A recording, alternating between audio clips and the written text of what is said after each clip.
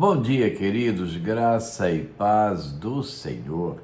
Hoje é domingo, dia 25 de janeiro, dia da nossa escola bíblica discipuladora aí com você.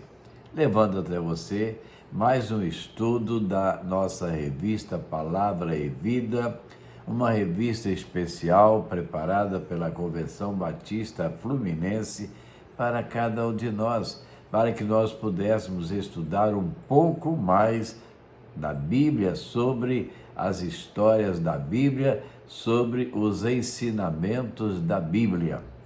E a nossa devocional, aliás, o nosso texto básico de hoje está baseado no primeiro livro de Samuel, no capítulo 2, dos versos 12 a 17, e também capítulo 4, versos 10 a 22. Mas a nossa devocional de hoje está aqui na carta aos Hebreus, no capítulo 12, do verso 4 ao verso 11, que vamos ler para você. Na luta contra o pecado, vocês ainda não resistiram até o ponto de derramar o próprio sangue. Vocês se esqueceram da palavra de ânimo que ele lhes dirige como filhos. Meu filho, não despreze a disciplina do Senhor, nem se magoe com a sua repreensão, pois o Senhor disciplina quem ama e castiga todo aquele a quem aceita como filho. Suportem as dificuldades, recebendo-as como disciplina. Deus os trata como filhos. Ora, qual o filho que não é disciplinado por seu pai? Se vocês não são disciplinados, e a disciplina é para todos os filhos, então vocês não são filhos legítimos, mas sim filhos ilegítimos. Além disso, tínhamos pais humanos que nos disciplinavam e nós os respeitávamos. Quanto mais devemos submeter-nos ao Pai dos Espíritos, para assim vivermos. Nossos pais nos disciplinavam por curto período, segundo lhes parecia melhor, mas Deus nos disciplina para o nosso bem, para que participemos da sua santidade. Nenhuma disciplina parece ser motivo de alegria no momento, mas sim de tristeza. Mais tarde, porém, produz fruto de justiça e paz para aqueles que por ele foram exercitados. Bela palavra que nos traz algo muito bom sobre o que é a disciplina, principalmente a disciplina que vem de Deus para a nossa edificação. Agora vamos aqui à nossa lição. O que tem de importante para aprendermos no dia de hoje, né? O que tem de importante para nós vivermos e trazermos para você? Vamos ver. O tema de hoje, o peso da negligência espiritual. Objetivo: compreender as consequências da negligência espiritual na vida de líderes e de famílias e reconhecer que discipular inclui confrontar o pecado, corrigir em amor e formar pessoas com temor a Deus. Então, vamos lá à nossa parte introdutória da lição. Não é fácil ser confrontado com as consequências da negligência espiritual, mas é necessário. Eli era sacerdote, pai e líder, mas não agiu quando e como devia agir. Ele sabia dos pecados dos seus filhos, mas não os corrigiu com firmeza e com o tempo. O que era um problema familiar se tornou uma tragédia nacional. Pois é, né? Esse texto nos faz pensar nas áreas da vida em que permitimos que o erro permaneça sem correção, com a esperança de que se resolva sozinho. Mas o pecado não se dissolve com o tempo. Ele cresce e, quando não há correção, não há discipulado. O amor no reino de Deus nunca é omisso. Formar uma nova geração exige coragem para corrigir, para falar a verdade em amor e para zelar pela santidade daquilo que Deus nos confiou. Talvez essa seja uma das lições mais duras e necessárias nesta revista. Porém, negligenciar isso pode custar muito caro. Então vamos ao primeiro momento da nossa lição. Filhos de Eli, o que acontece quando se perde o temor? A Bíblia não economiza palavras ao descrever os filhos de Eli. Eram ímpios, não se importavam com o Senhor. 1 Samuel 2:12. E o mais assustador é que eles eram sacerdotes, estavam dentro do templo, usando vestes sagradas, lidando com ofertas, porém estavam longe de Deus. O problema aqui não é a ignorância e sim o desprezo. Ofni e Finéias sabiam o que era certo, mas escolheram profanar aquilo que deveria ser santo. Roubaram a gordura dos sacrifícios, trataram a adoração com leviandade, usaram seu cargo para abusar das pessoas, e tudo isso à vista do Pai. Isso mostra o perigo de uma geração que cresce familiarizada com o sagrado, mas sem temor. Quando se perde o respeito pelo que é santo, tudo vira performance. E quando a presença de Deus vira rotina, o coração se torna insensível. Discipulado não é só ensinar doutrina, é cultivar reverência. E isso começa nas atitudes.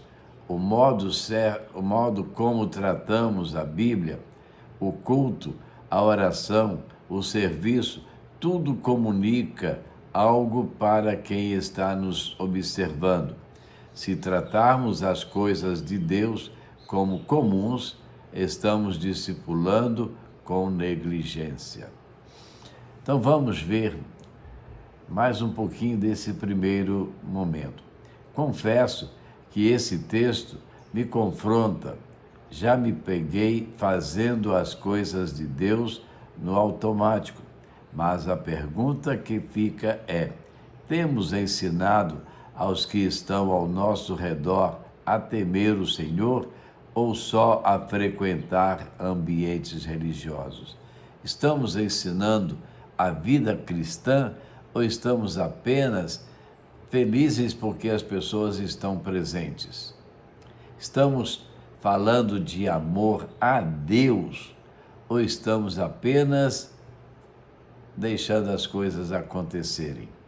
Então nós precisamos pensar bem como está sendo o nosso procedimento como cristãos e líderes nas nossas igrejas. Agora vamos ao segundo momento da nossa lição. A omissão de Eli, amor em confronto, não forma discípulos. Eli sabia o que os filhos estavam fazendo. Ele ouviu relatos claros sobre os abusos e as profanações que cometiam e até tentou falar com eles. Por que vocês fazem essas coisas? 1 Samuel 2:23. Mas foi só isso. Palavras sem ação, sem disciplina, sem consequências.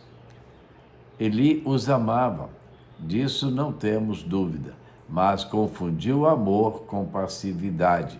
Tentou resolver um incêndio com um copo de água, e é justamente aqui que muitos discipuladores falham, acham que amar é evitar confrontos, que manter a paz é mais importante do que corrigir. Às vezes precisamos deixar um pouquinho a maciez de lado e sermos mais duros, mais diretos nas nossas palavras. Discipulado sem confronto é incompleto. Amor sem exortação não amadurece ninguém. Quando evitamos lidar com o pecado por medo de perder o relacionamento, acabamos perdendo os dois, o relacionamento e a oportunidade de formar caráter. Eli teve tempo, autoridade e informação, mas não teve firmeza. E o resultado foi trágico, não só para a família dele, mas para toda a nação. Isso mostra que nossa omissão espiritual pode gerar consequências muito além do nosso círculo pessoal.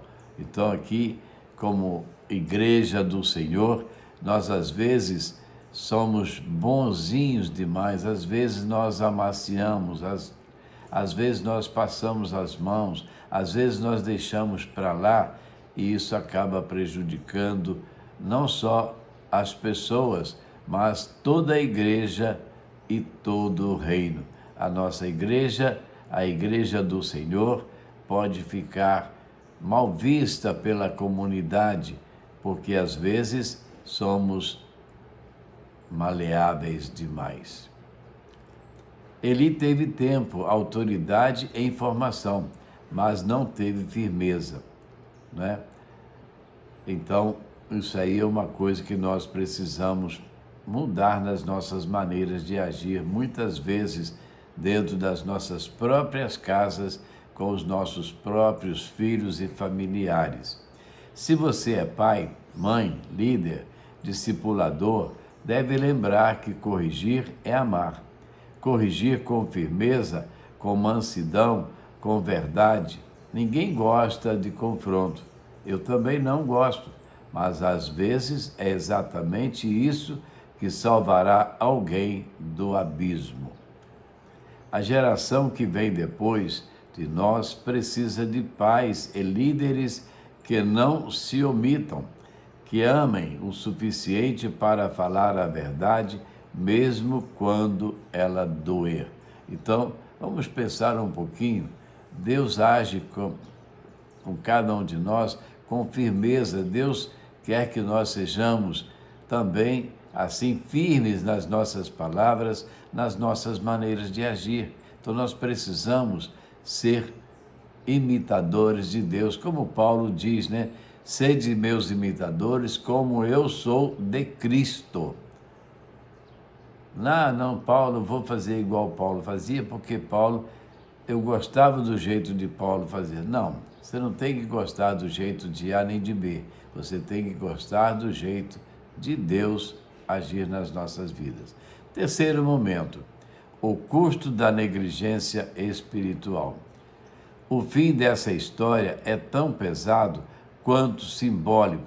Os filhos de Eli morrem em batalha. A arca da aliança é capturada pelos filisteus.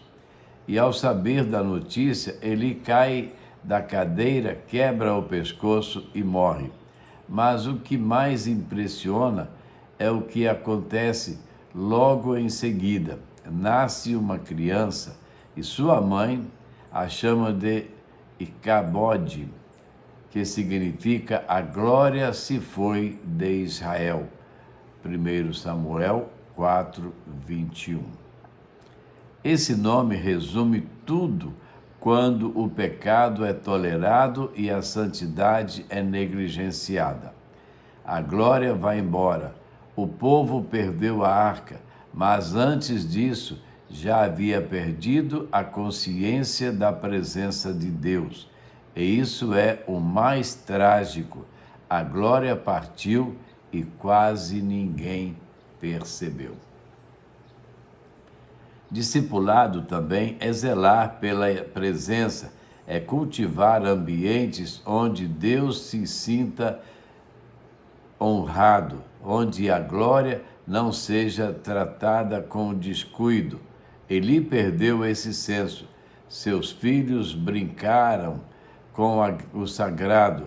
O povo achou que bastava levar a arca como amuleto para vencer resultado, derrota, morte e juízo. Então, às vezes, nós levamos o trabalho de Deus simplesmente como se a igreja fosse um clube, como se o culto fosse um show. Queremos agradar o mundo e não agradar a Deus. Precisamos pensar que cultuar a Deus é agradar a Deus e não alegrar o auditório. Às vezes queremos ver o auditório alegre, feliz, mas esquecemos que o coração de Deus está entristecido.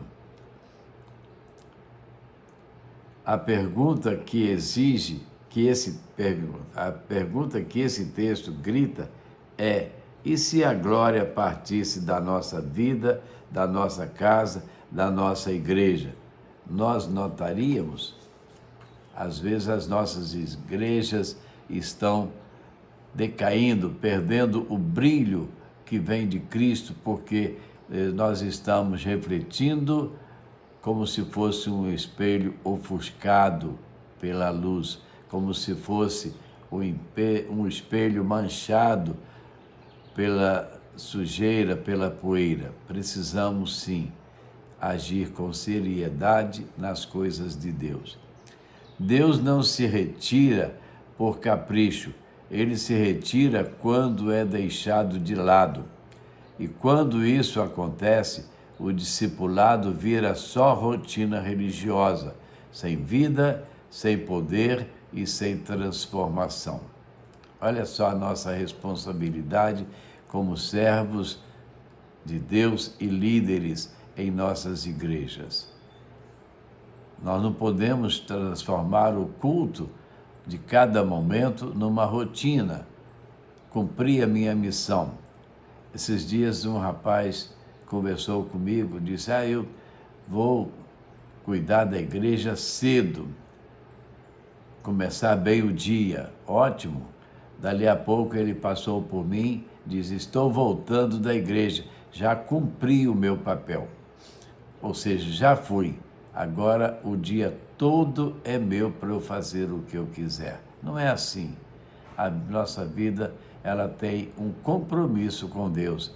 Nós somos servos de Deus não apenas naquele momentinho de culto, mas durante todo o dia, durante todo o tempo da nossa vida. Conclusão. Essa é uma daquelas lições difíceis, mas que precisamos encarar de frente.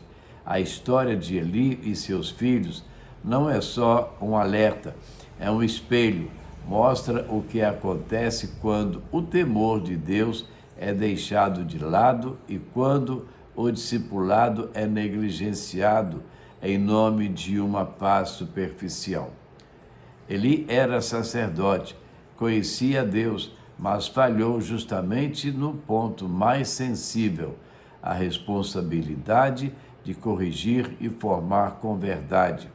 O resultado foi devastador. A glória se foi e o nome Icabod passou a marcar aquele tempo como lembrança de que a presença do Senhor não pode ser tratada com descaso. A boa notícia é que, mesmo diante dessa tragédia, Deus já estava levantando um novo tempo por meio de Samuel. Sempre há esperança quando há arrependimento. E é preciso que haja arrependimento. Se não houver arrependimento, não há esperança. É preciso que haja vigilância e temor para agirmos corretamente dentro dos moldes e da vontade do nosso Deus. O discipulado que forma discípulos saudáveis exige coragem para confrontar o erro, zelo pelo que é santo e compromisso com a verdade. Às vezes, somos apenas mais um e não queremos, como assim, confrontar a verdade. No mundo, né, há um ditado que diz colocar a cara à tapa. Mas nós precisamos pensar seriamente no que é andar na presença de Deus. Se queremos ver uma nova geração que ama e honra Deus, precisamos começar por nós, levando a sério o que Deus nos confiou. Lembremos, onde há temor e zelo, a presença de Deus permanece. Agora, 3 perguntinhas para você pensar, refletir e agir. Você tem sido intencional em corrigir o pecado com amor e firmeza ou tem deixado certas coisas passarem? Por quê? A conveniência? Às vezes achamos que se deixarmos passar, tudo vai acalmar, a poeira vai abaixar, o fogo vai cessar, a fumaça não vai mais existir, mas não é assim que a Bíblia nos ensina. A Bíblia diz que nós devemos agir com firmeza, com seriedade. Segundo, há áreas da sua vida ou liderança onde o temor ao Senhor foi substituído por rotina, cansaço ou acomodação? O que precisa ser restaurado? Aí, para pensarmos cada um sobre o nosso viver, será que nós estamos precisando de uma restauração?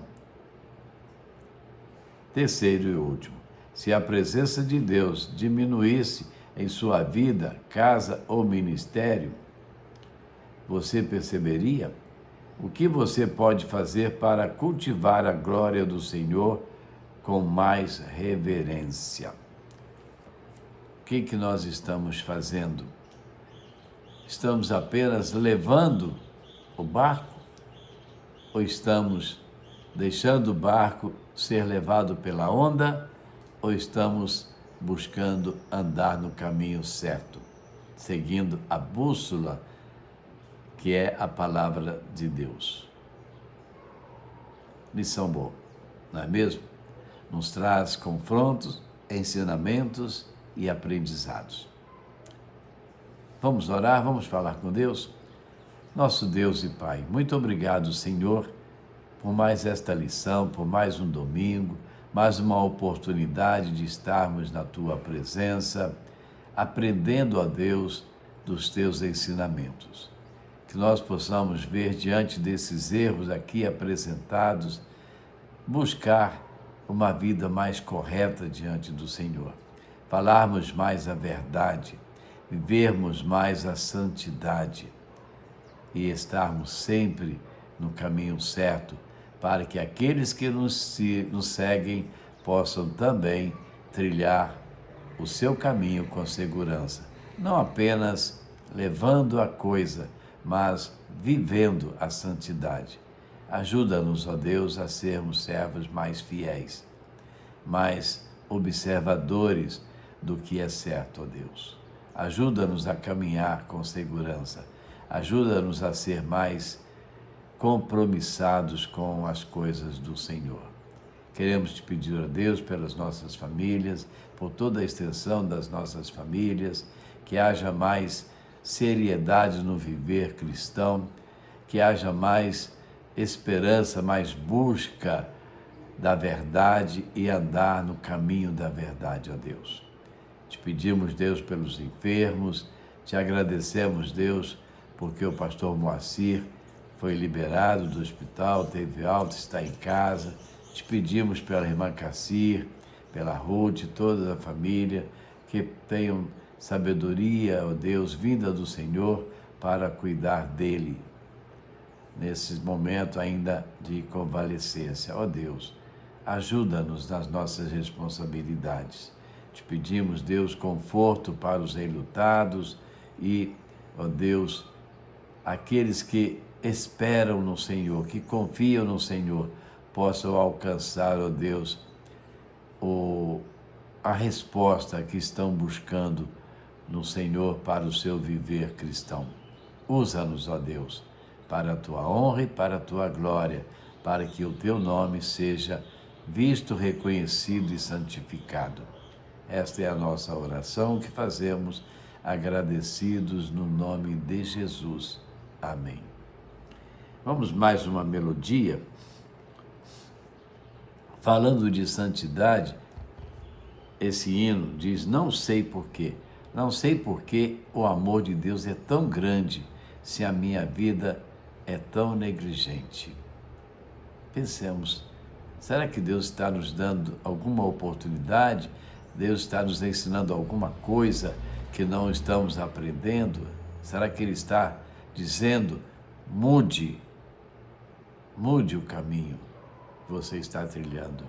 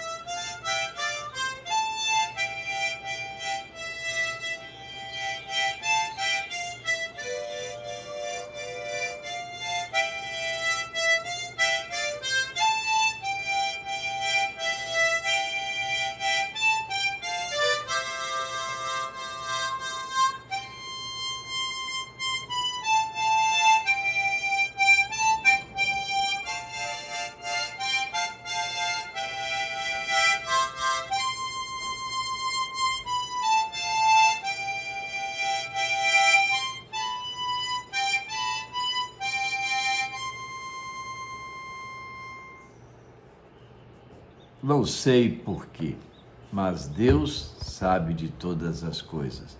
Ele sabe porque cada coisa acontece. E assim, queridos, estamos caminhando para o final de mais uma EBD com você. Hoje é domingo, dia do Senhor, dia de estarmos reunidos como famílias, num momento de comunhão, de reflexão, de bons, como eu diria, bons minutos gastos para nossa alegria e nosso crescimento. Mas lembremos que hoje é o dia do Senhor. E o dia do Senhor é o dia de buscarmos ao Senhor. Deus disse que nós não devemos usar mal os dias. E ele fala lá no livro do Êxodo: trabalhe 6 dias, no 7º, descanse para o Senhor, viva para o Senhor, cultue ao Senhor, reverencie ao Senhor. E nós devemos fazer isso. Às vezes queremos ficar na comodidade da nossa casa. Não vou à igreja, não. Eu vou ficar em casa, vou ligar o meu celular, vou acompanhar o culto pelas redes sociais, ou melhor, vou assistir ao culto. O importante não é assistir ao culto, é participar do culto. E é muito difícil participar do culto se você não estiver na igreja junto com os demais irmãos. Aproveite o dia. viva momentos alegres em família, estude a palavra de Deus, cante louvores e logo mais esteja na casa do Senhor, participando daquele culto gostoso para o nosso Deus. Que Deus abençoe a sua vida grandemente. E amanhã, se Deus permitir, estaremos de volta, trazendo para você mais uma reflexão da palavra do Senhor para a edificação da minha vida, da sua vida, das nossas vidas. Que assim seja. Amém? Glória e paz do Senhor para com toda a sua família.